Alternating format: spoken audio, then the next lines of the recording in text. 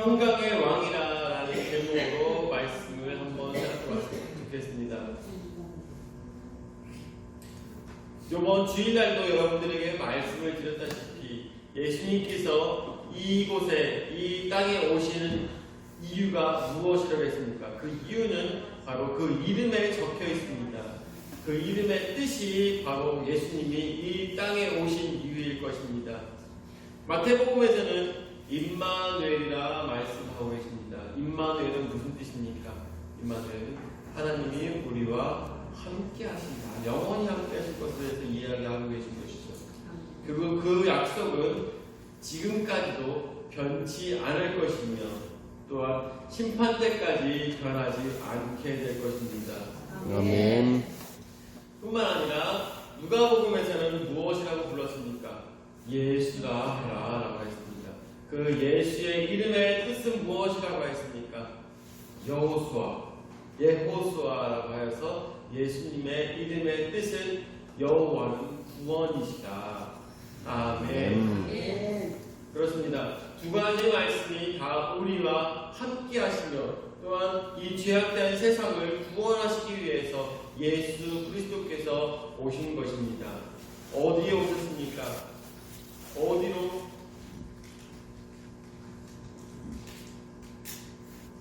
이스라엘 땅에 그 작은 그 구유에 주님께서 오셨던 것입니다.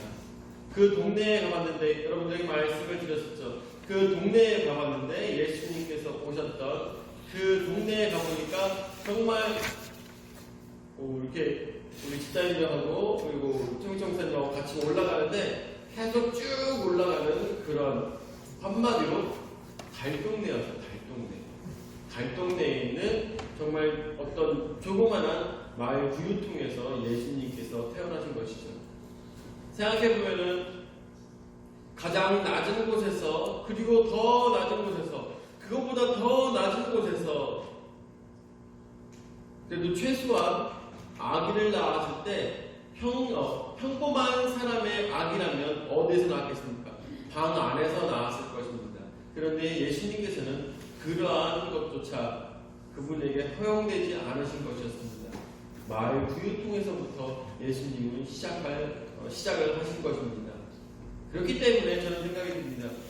그렇기 때문에 예수님께서는 어느 누구도 놓치지 않으신다는 마음이 더욱더 생각이 드는 것입니다.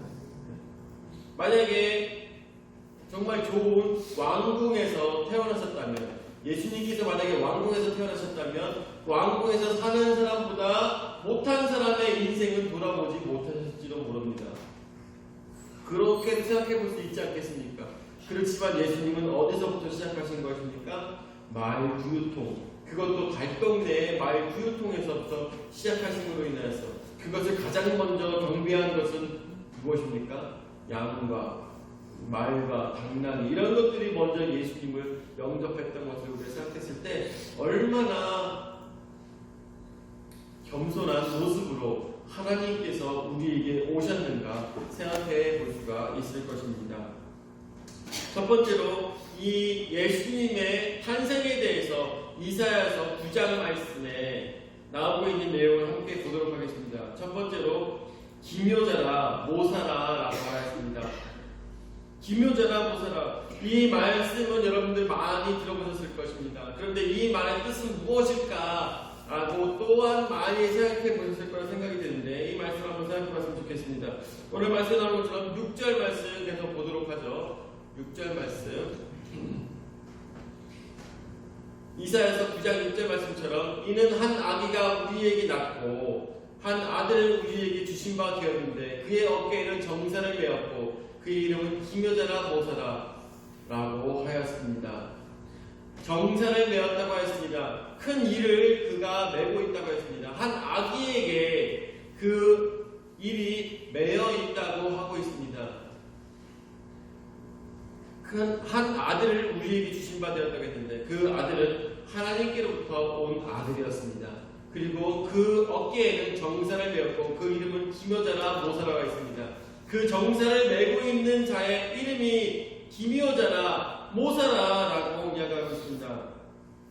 그 기묘는 원더, 카운셀러라고 하고 있습니다. 그분이 하시는 모든 일들이 바로 기묘고 또한 모사라고 하고 있는 것입니다. 그 한 아기가 우리에게 태어났고 그 한 아기를 통해서 우리에게 하시는 모든 일들이 다 놀랄 일들이라는 것입니다. 놀랄 만한 일들이라는 것입니다.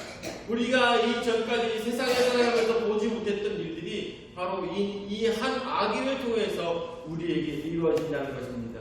그 아기 이름은 무엇입니까? 바로 예수 그리스도, 임마누엘, 예수 그리스도이신 것을 우리는 생각하게 됩니다. 아멘. 이분은 우리에게 오셨습니다. 무엇을 위해서 오셨습니다? 무엇을 위해서 오셨습니까? 큰 일을 맡기 위해서 오신 것입니다. 여러분들, 우리는 이 땅에 왜 태어났습니까? 우리는 왜 이 땅에 태어났습니까? 저는 평생 살아가면서 모토가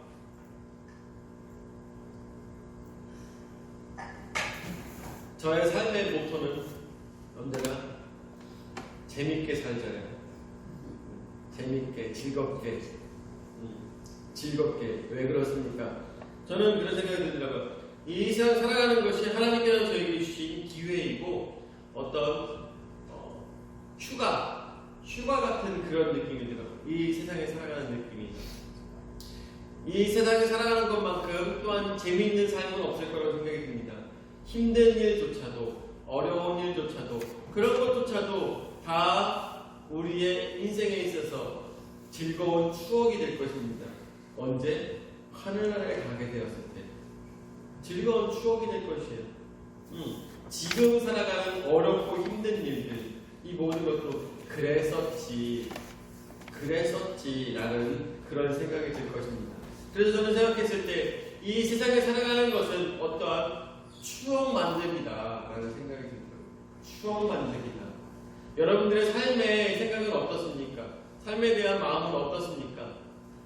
어떤 분들은 삶은 고난이다라고 하시는 분들도 있을 것입니다. 삶은 고단스러워. 너무 힘든 것이 바로 삶이야.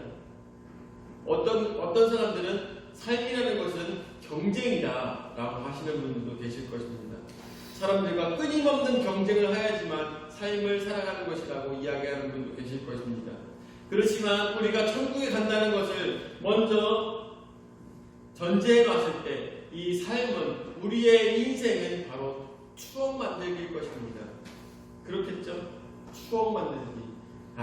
천국에서 우리 함께 이야기할 것입니다. 내가 그때 그랬었지 라면서 내가 천국에서 하나님의 일을 이렇게 했었지 라고 이야기할 것입니다.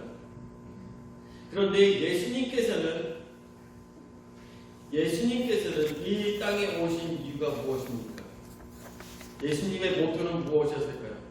예수님께서 이 땅에 오신 모토, 가장 중요한 그 삶의 자세, 그것은 바로 아무도 하지 못한 일을 하시기 위해서 이 땅에 오신 것입니다. 그것이 바로 기묘자이며 그것이 바로 모사자인 것입니다. 예수님의 사명은 따로 있었습니다. 우리는 이 땅에 놀러오고 우리는 이 땅에 추억 쌓기 위해서 오셨지만 예수님께서는 아무도 상상하지 못했던 일을 하시기 위해서 이 땅에 오신 것입니다. 그것은 무엇이었습니까? 이 세상에 자신의 죄를 해결하기 위해서 오신 것이 아니라 우리 모두의 죄를 해결하시기 위해서 이 땅에 오신 것, 그것이 바로 예수님의 사명이었으며 그것이 예수님의 정사였던 것을 우리가 생각하게 됩니다. 이 모든 어려운 것들, 그 어려운 것들이 누구의 어깨에 내어진 것입니까? 태어난 2019년 전에 태어난 그 구유통에 있는 한 어린아이가, 성령에 의해서 우리에게 오신 그 어린아이가, 그 아기가, 그 갓난아기에게 이 모든 일들이 태어나면서부터 그 어깨에 주어진 것입니다. 그렇기 때문에 예수님은 바로 기묘자이며 모사하신 것입니다. 두 번째로 그 놀라운 일을 행하시는 그 하나님은, 그 예수님은 바로 영존하시는 아버지며 전능하신 하나님이신 것입니다. 예수님은 우리에게 이 땅에 오셨습니다. 이 모든 것들을 이 땅에 오신 것입니다. 그런데 이분은 좀 특별하셔야 됐어요. 이 일을 감당하실 때는 굉장히 특별한 분이 오셨어야 됩니다. 어떤 특별함이 있어야 되느냐? 거룩함이 그 속에 있어야 되는 것입니다. 인간이면서 인간의 몸을 갖고 있으면서 거룩함을 함께 가지고 있는 분만이 이 일을 감당할 수가 있는 것입니다. 죄가 없으신 분만이 우리의 죄를 감당하시고 십자가에 달려 돌아가실 수가 있다는 것입니다. 그렇기 때문에 누가 이 땅에 오셔야 되는 것입니까? 예수님은 어떠한 분이 이 땅에 오셔야 되는 것입니까? 가장 거룩하신 분이 오셔야 되는 것입니다. 가장 거룩하신 분. 그분은 바로 하나님 본체가 이 땅에 오셔야지만 가능한 것입니다. 정말 감격스러운 순간인 것입니다. 정말 감격스러운 순간입니다. 하나님께서 정말 벌레 같은 우리들을 위해서 그 죄를 감당하시기 위해서 예수 그리스도께서 바로 하나님 본체, 하나님께서 직접 우리를 너무나도 사랑하셔서 이 땅에 하나님께서 오셨다는 것을 생각했을 때 정말 감격스러운 순간이라는 것입니다. 하나님은 살아가신다고 생각하면 좀 이상한데 하나님께서는 존재를 하시면서 죽음을 맛볼 이유가 있으십니까? 없으십니까? 죽음을 당해볼 이유가 전혀 없으신 것입니다. 고통을 당할 이유가 있으신 분이십니까? 없으신 분입니까? 없어요. 그분이 고통을 당하실 이유는 전혀 없으신 것입니다. 그분에게 잘못이 일이라도 있습니까?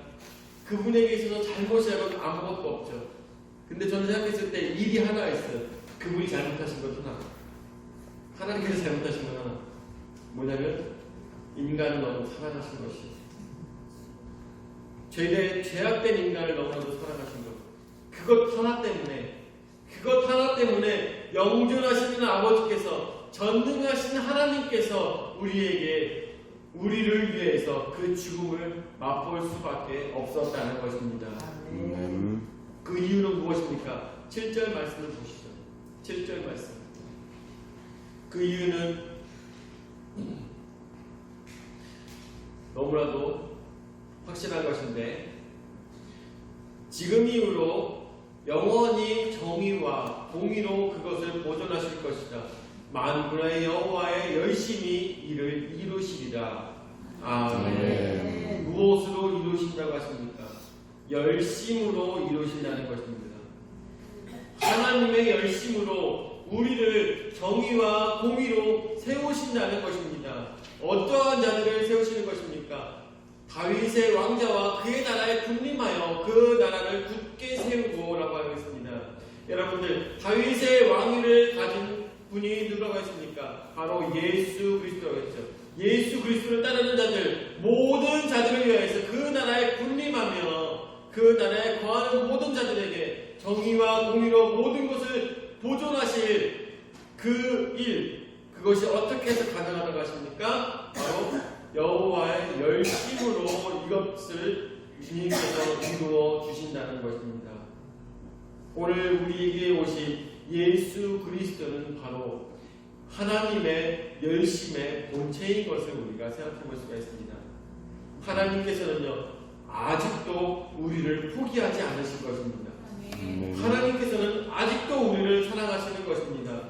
아무리 죄를 지은 우리도, 너무나도 많은 죄를 지은 우리도, 아무리 하나님 앞에 설 수 없는 그런 크나큰 죄인임에도 불구하고 하나님께서는 그들을 살리시기 위해서, 그들을 온전히 세우시기 위해서 하나님의 열심으로 우리에게 다가오셨다는 것입니다.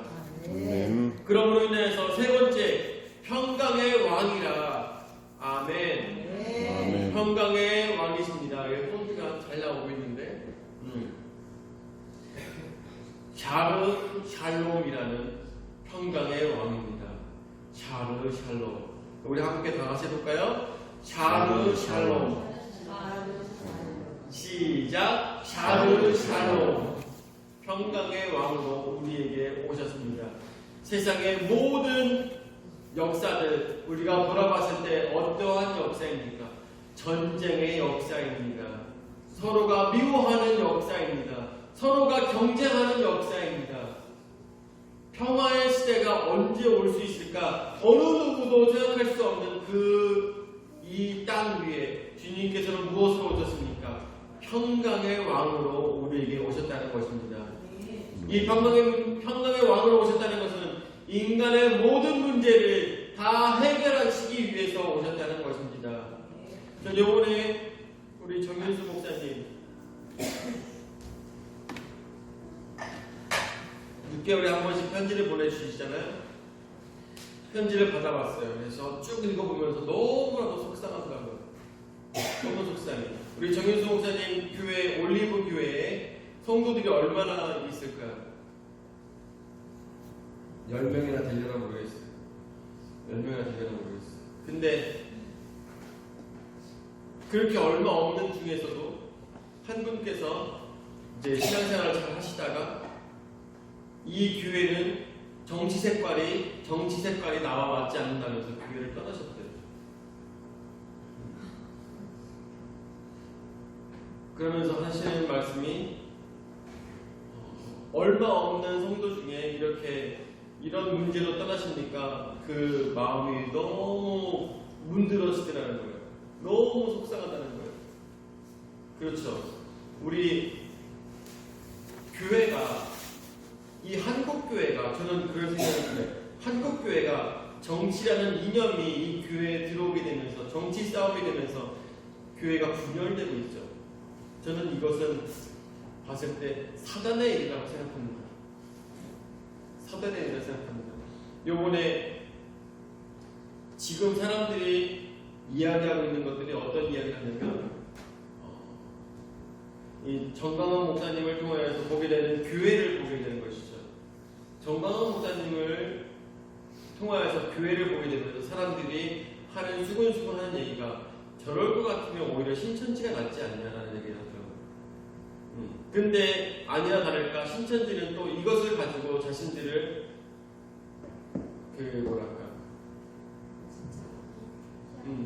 PR하는데 그 일들을 사용하고 있는 것이죠. 저게 교회냐? 저것을 보면 알다시피 가짜 아니냐라고 이해하고 있는 것이죠. 이 교회도 살아가는 것, 그리고 모든 크리스찬들이 살아가는 모든 모습들, 크리스찬뿐만 아니라 모든 세상에 살아가는 사람들 다 어떠한 모습으로 살아가고 있습니까? 투쟁하며 살아가고 있죠. 투쟁, 싸우며 살아가고 있습니다. 무언가를 지키기 위해서 살아가고 있고 무언가를 찾기 위해서 싸우고 있으며 무언가를 얻기 위해서 싸우고 있습니다. 그렇지만 예수님께서는 우리에게 오신 것, 그것은 무엇입니까? 얻기 위한 것도 아니요, 지키기 위한 것도 아니요, 우리에게 평강으로 함께 하시기 위해서 예수님께서 오셨다는 것입니다. 아멘. 이것이 진정한 우리의 왕이십니다. 우리의 왕은 싸우시는 왕이 아니십니다. 그리고 투쟁하시는 왕이 아니십니다. 우리의 왕은 어떠한 왕이십니까? 사랑의 왕이시오, 평강의 왕이신 것입니다. 그 평강은 어떻게 이루어지겠습니까? 우리 7절 말씀 다시 보도록 하죠. 7절 말씀.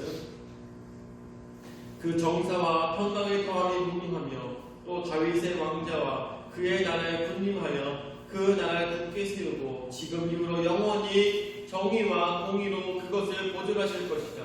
만군의 여호와 열심히 이를 이루시다 말씀하십니다. 그 큰일, 주님께서 맡으신 그 큰일과 평강의 더함이 무궁하며 끝이 있다고 합니까? 끝이 없다고 합니다. 주님의 일이 그 무거움이 끝이 없으며 그 평강이 끝이 없을 것입니다. 그것은 또한 누구와 함께 하십니까? 바로 다윗의 왕자의 선자들, 바로 예수 그리스도를 믿는 우리 모두와 함께 그 나라에 군림하여 우리의 살아가는 모든 삶 위에 예수 그리스도가 함께 하시며 그 나라를 굳게 세우실 것입니다. 그 왕은 어떤 왕이십니까? 바로 평강의 왕이시오, 기묘자고 모사이신 것입니다. 우리와 함께 하시는 그 영원하신 왕은, 우리를 다스리시는 왕은 평강의 왕으로 우리와 우리와 함께 하실 것입니다. 아멘. 세상의 모든 문제를 다 해결하실 것입니다. 우리는 더 이상 싸울 필요가 없으며 우리는 더 이상 얻기 위해서 다른 사람을 해칠 필요가 없는 것입니다. 다른 사람을 밟고 일어설 필요가 없는 것입니다. 바로 예수 그리스도는 우리로 하여금 싸우라고 하는 것이 아니라 사랑하라고 말씀하시기 때문인 것입니다. 이 모든 것들은 어떻게 해서 가능한 것입니까? 바로 이 모든 것들을 창조하신 하나님께서 우리 가운데 나셨기 때문에 가능한 것입니다. 이것은 어떻게? 바로 하나님이 우리를 너무나도 사랑하심으로 인하여서 그 사랑하시는 열심에 의해서 이루어지는 것입니다. 오늘 우리가 어떠한 모습으로 서야 되겠습니까? 바로 이 모든 것들을 새롭게 하시는 세상의 평강의 왕으로 오신 하나님을 맞이하는 그런 숭고한 마음으로, 그런 아름다운 마음으로 주님 앞에 바로 서서 정말 동방박사들이 예수 그리스도 앞에 섰던 것처럼, 양치기들이 예수님을 만나 배웠던 것처럼, 또한 거기에 있는 양들이나 동물들이 예수님을 맞이하였던 것처럼, 성경에 나오고 있지 않지만 그 자리에 함께 있었던 벌레 같은 벌레들조차도 하나님 앞에 경배드렸던 것처럼 우리도 주님 앞에 경배를 드리며 우리와 함께 하시는 하나님께 영광을 돌리시는 모두가 되시기를 예수 이름으로 축원을 드립니다. 아멘. 세상밖에 앞당하신 주님 그 은혜와 사랑을 감사를 드립니다. 가장 낮은 곳에 오신 그 예수 그리스도는 바로 하나님이시며 기묘자이시며 모사이신 것을 우리가 말씀을 통해서 보게 되며 전능하신 아버지께서 진정 우리에게 원하셨던 것은 평강의 왕으로 다스리시는 것을 저희가 보게 됩니다. 주님 저희와 함께 해주셔서 믿는 자들이 주 안에서 사랑이 넘치고 평강이 넘치는 삶을 살아갈 수 있도록 인도하여 주시옵소서. 이것이 바로 왕께서 우리에게 명령하신 것이며 왕께서 우리에게 원하신 것을 우리는 깨달아 알 수 있도록 인도하여 주시옵소서. 아버지 세상의 모든 문제들이 주님 이 날을 기점으로 하여서 평강의 왕의 그 모습을 따라갈 수 있는 우리의 신앙의 모습이 될 수 있도록 인도하여 주시옵소서. 오늘 저희와 함께 하시는 감사드렸고 사랑이 많으신 예수님의 이름으로 기도합니다.